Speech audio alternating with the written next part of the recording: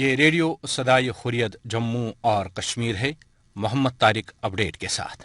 آج یوم دفاعی پاکستان یوم یکجہتی کشمیر کے بطور منایا جا رہا ہے۔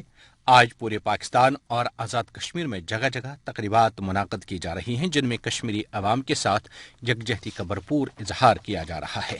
مقبوضہ وادی میں کرفیو کا آج 33واں روز ہے۔ لوگوں کے رابطے معطل، کھانے پینے کی اشیاء، ادویات کی قلت کا سامنا ہے۔ ایک اور کشمیری بھارتی پولیس کی حراست میں دم توڑ بیٹھا ہے۔ ریاض احمد ٹھکری ساکن نندپورہ ملک پورہ کلام آباد ہندواڑہ کو بدھ کے روز گرفتار کیا گیا اور آج وہ پولیس حراست میں دم توڑ بیٹھا ہے۔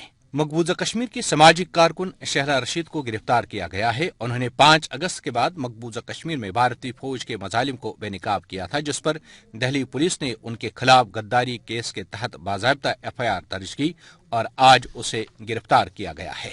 صدر پاکستان نے کہا ہے کہ آج کے دن عہد کرتے ہیں کہ کشمیری عوام تنہا نہیں ہیں، ہر محاذ پر ان کے ساتھ ہیں۔ آزاد کشمیر کے صدر نے یہ عزم دہرایا ہے کہ کشمیری عوام کو حق خود ارادے دلاتے رہیں گے۔ ایمنسٹی انٹرنیشنل نے کشمیر کو بولنے دو کے نام سے مہم شروع کی ہے۔ بھارت کی اپوزیشن جماعت کانگریس کے ترجمان منیش تیواڑی نے کہا ہے کہ مقبوضہ وادی میں ظلم کی انتہا ہو چکی ہے۔ مقبوضہ کشمیر آتش فشاں بن چکا ہے جو کسی بھی وقت پھٹ سکتا ہے۔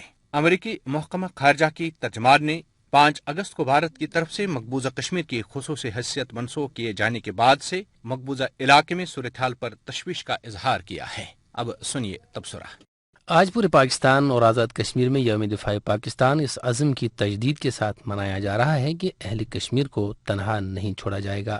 وزیراعظم پاکستان عمران خان آزاد کشمیر کے دارالحکومت مظفر آباد میں شہدائے کشمیر کو خراج عقیدت پیش کریں گے، تو وہیں پاک افواج کے سربراہ جنرل قمر جاوید باجوہ نے یوم دفاع پاکستان کے سلسلے میں ایک خصوصی تقریب سے خطاب کرتے ہوئے واضح انداز میں کہا ہے کہ مسئلہ کشمیر تکمیل پاکستان کا نامکمل ایجنڈا ہے اور کشمیری عوام کو کسی صورت تنہا نہیں چھوڑا جائے گا۔ جنرل باجوہ نے کہا، آج ہمارے دل مقبوضہ کشمیر میں اپنے بھائی اور بہنوں کی تکلیفوں، مصیبتوں اور بڑھتی ہوئی مشکلات کی وجہ سے نہایت بے چین ہے۔ مگر میں آج آپ کو واضح کر دینا چاہتا ہوں کہ کشمیر تکمیل پاکستان کا نامکمل ایجنڈا ہے۔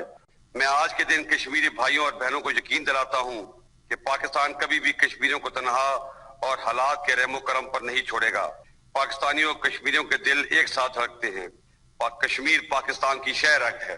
کشمیریوں پر ظلم ہمارے صبر کی آزمائش ہے۔ ہم آخری گولی، آخری سپاہی اور آخری سانس تک اپنا فرض ادا کریں گے اور اس کے لیے ہم ہر حد تک جانے کو تیار ہیں۔